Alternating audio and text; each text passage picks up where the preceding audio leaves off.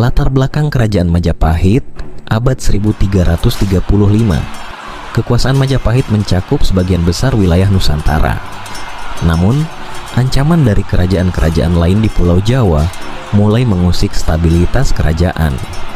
Perang besar tak terelakkan dan Majapahit harus mempertahankan wilayahnya dari serangan kerajaan-kerajaan tetangga. Di tengah persiapan perang, muncul seorang patih sakti mandraguna bernama Patih Wirabhumi. Patih ini bukan sembarang prajurit. Ia memiliki kemampuan luar biasa yang hanya dimiliki oleh beberapa orang terpilih. Patih Wirabhumi bisa merubah wujudnya menjadi Ksatria Panca Lima Nusantara. Wahai alam semesta yang luas dan tak terhingga, aku, Patih Wirabhumi dari Majapahit, melepaskan benda pusaka ini ke angkasa. Biarlah benda ini menemukan pemilik yang sejati, seseorang yang memiliki sifat kepemimpinan yang sejati, bijaksana, dan menjaga kedamaian. Siapapun yang menemukannya, dialah yang ditakdirkan untuk memimpin dengan adil dan membawa kedamaian bagi dunia. Setelah mengucapkan sumpahnya, Patih Wirabhumi melemparkan ikat pinggang merah tersebut ke angkasa. Setelah berhari-hari terbang tanpa henti, ikat pinggang merah itu akhirnya mulai kehilangan ketinggiannya. Cahaya merah yang membalutnya mulai memudar, dan pusaka tersebut perlahan turun ke bumi. Angin membawa pusaka itu ke sebuah pulau besar yang hijau dan penuh dengan hutan tropis. Pulau Borneo, Kalimantan. Di sebuah lembah yang subur dan dikelilingi oleh pegunungan, pusaka ikat pinggang itu mendarat dengan lembut. Meskipun cahaya merahnya telah padam, kekuatan dan sumpah yang terkandung di dalamnya tetap utuh, menunggu orang yang ditakdirkan untuk menemukannya. Abad peperangan. Pada abad ke-15, tepatnya pada tahun 14 tanpa Pol 3, Nusantara berada dalam masa yang penuh gejolak. Di Indonesia menghadapi ancaman dari para penjajah yang datang dari seberang lautan. Mereka berusaha menguasai tanah air yang kaya akan sumber daya. Rakyat berjuang keras untuk mempertahankan tanah kelahiran mereka, namun kekuatan penjajah yang canggih membuat perlawanan menjadi sangat sulit. Di tengah situasi yang mencekam ini, muncul sebuah legenda yang akan mengubah jalannya peperangan. Suatu malam, ketika pertempuran sedang berlangsung di sebuah desa di Pulau Kalimantan, sebuah cahaya merah terang muncul di langit. Cahaya itu menarik perhatian seorang prajurit muda bernama Arya yang sedang bertempur untuk melindungi desanya.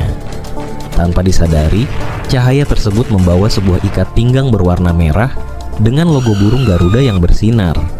Ikat pinggang itu turun perlahan dari langit dan jatuh tepat di hadapan Arya. Temuan yang mengubah takdir Arya, yang hanya seorang tentara biasa tanpa keistimewaan, terkejut melihat benda tersebut. Namun, di dalam hatinya, ia merasakan ada sesuatu yang istimewa. Cahaya merah yang menyelimuti ikat pinggang itu, Arya berubah menjadi sosok yang sangat berbeda. Dengan mengenakan ikat pinggang Garuda, Arya berubah wujud menjadi Ksatria Panca Lima Nusantara. Setelah abad 1335 pada masa Majapahit di Pulau Jawa, kini ikat pinggang itu jatuh di hadapan tentara Indonesia bernama Arya di Kalimantan.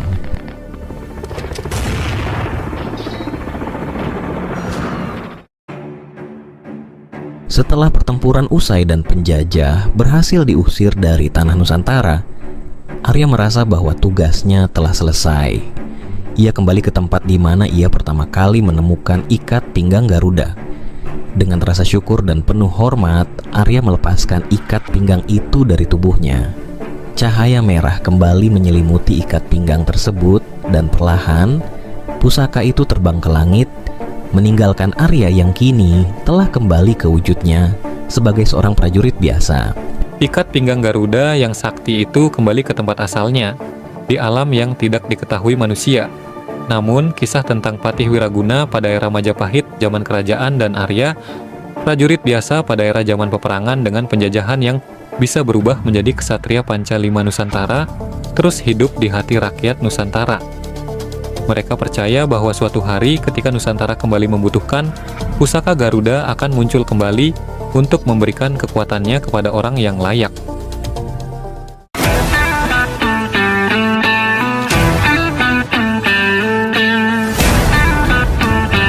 Di sebuah kota yang ramai dan penuh dengan hiruk-pikuk kehidupan, hiduplah seorang pemuda bernama Elang.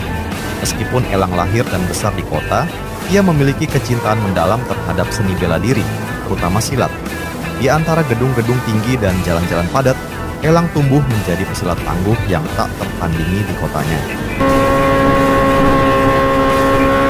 Nama Elang dengan cepat menyebar di seluruh kota. Ia menjadi juara di setiap turnamen yang diikutinya. Orang-orang mulai menjulukinya sebagai Garuda Kota Cahaya karena gerakannya yang anggun namun mematikan, seperti burung Garuda yang terbang melintasi langit. Sumpek juga selalu berada di rumah terus. Aku coba dulu jalan-jalan ke dalam hutan, siapa tahu dapat inspirasi nih. Hutan ini cukup lebat juga. Kapan-kapan aku ingin membawa si Yardi dan teman-teman lain untuk refreshing ke sini. Wah, apalagi di sebelah sana ada gua besar.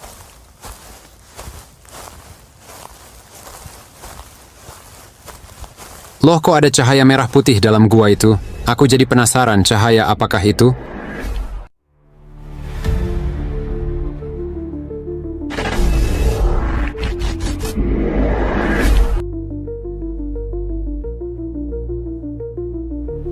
Masya Allah, sebuah sabuk ikat pinggang. Wah, ada apa dengan tubuhku? Seperti sengatan listrik.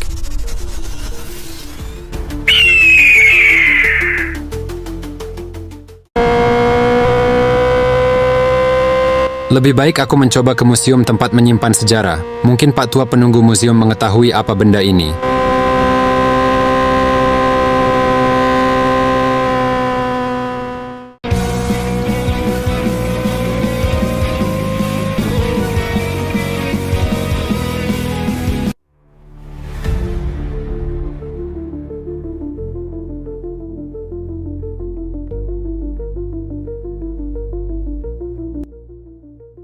Selamat siang, Pak. Apakah Pak Tua penunggu museum ada di dalam? Ya, selamat siang juga anak muda. Kebetulan beliau berada di ruangan prasejarah. Ya, terima kasih, Pak. Permisi, selamat siang. Apakah Bapak penunggu museum ini? Ya, selamat siang juga. Betul. Ada apa anak muda? Anak muda ini siapa ya?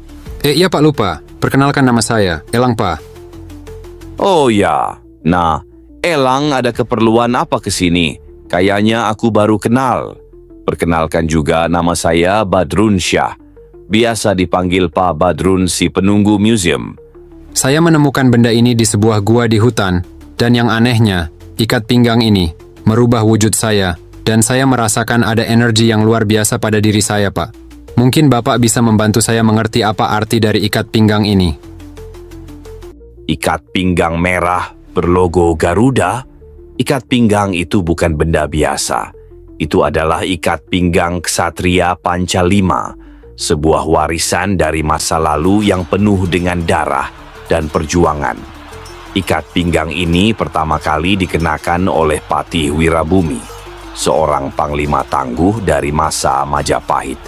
Pada tahun 1335 Masehi, saat peperangan antar kerajaan sedang memuncak, Wirabumi dikenal sebagai pelindung Nusantara. Dia adalah salah satu ksatria terhebat, dan ikat pinggang ini melambangkan kekuatan serta kebijaksanaannya. Lalu, apa yang terjadi setelah masa Majapahit? Apakah ikat pinggang ini terus diwariskan? Setelah Majapahit mulai melemah, ikat pinggang itu tetap berpindah tangan dari satu ksatria ke ksatria lainnya. Mereka adalah orang-orang terpilih yang ditakdirkan untuk melindungi Nusantara.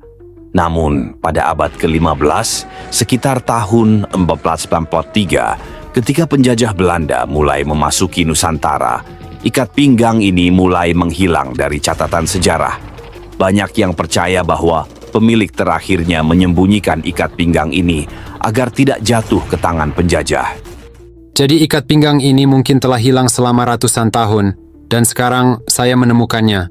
Apakah itu berarti sesuatu, Pak? Takdir memiliki caranya sendiri dalam bekerja, nak. Jika ikat pinggang itu kembali muncul di hadapanmu, mungkin ada alasan di baliknya. Tapi, bagaimana saya bisa mengetahui apa yang harus saya lakukan selanjutnya?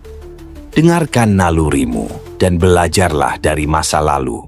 Setiap ksatria yang pernah mengenakan ikat pinggang ini tidak hanya mengandalkan kekuatan fisik, tetapi juga kebijaksanaan hati. Kamu akan menemukan jalanmu, Elang. Dan ingat, selama kamu memegang teguh nilai-nilai yang mereka junjung, kamu tidak akan tersesat. Terima kasih, Pak. Saya akan berusaha menjalankan tugas ini dengan sebaik-baiknya. Apapun yang terjadi, saya akan menjaga warisan ini.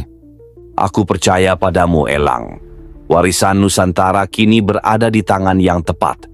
Jangan lupakan sejarahnya dan teruskan perjuangan mereka dengan kebijaksanaan dan keberanian.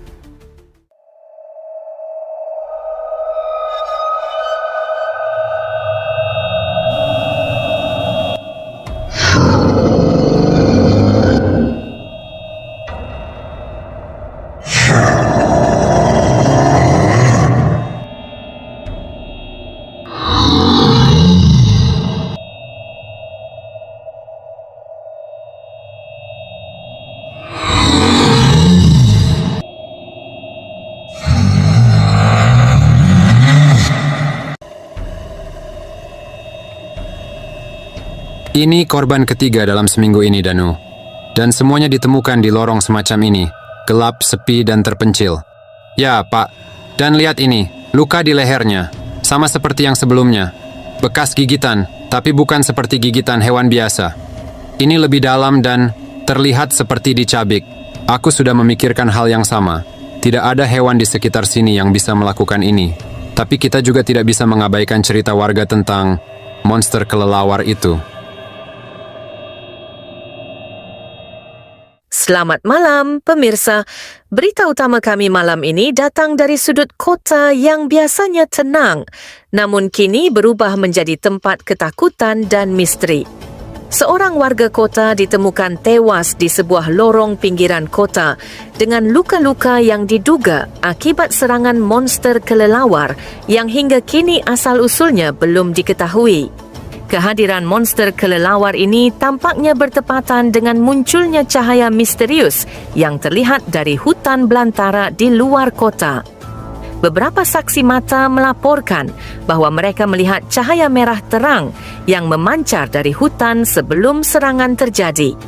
Cahaya tersebut terlihat seperti sebuah sinyal, namun belum ada penjelasan resmi dari pihak berwenang mengenai keterkaitan antara cahaya tersebut dengan serangan monster kelelawar ini. Demikian laporan kami malam ini. Terima kasih telah menyaksikan. Tetaplah waspada dan jaga diri anda serta keluarga. Saya Maya, undur diri dari ruang berita. Selamat malam. Ada yang tidak beres di kota. Aku harus cepat mencari monster kelelawar karena ada keterkaitannya dengan ikat pinggang ini.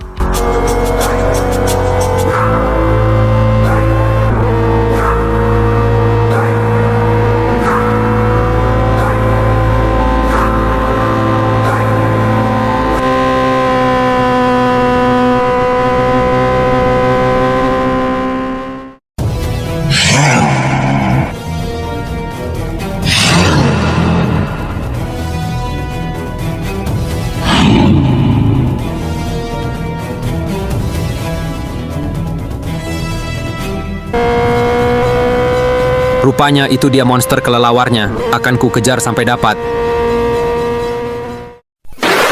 Berubah.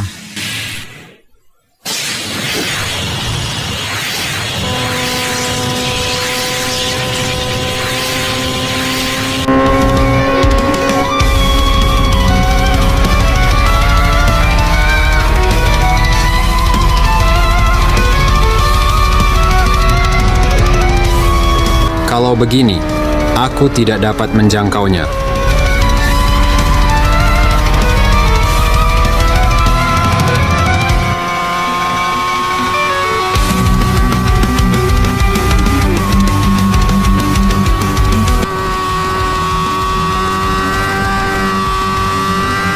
Wah, dari mana datangnya Garuda itu sepertinya? Dia ingin membantuku. Lebih baik ku coba naik ke punggungnya.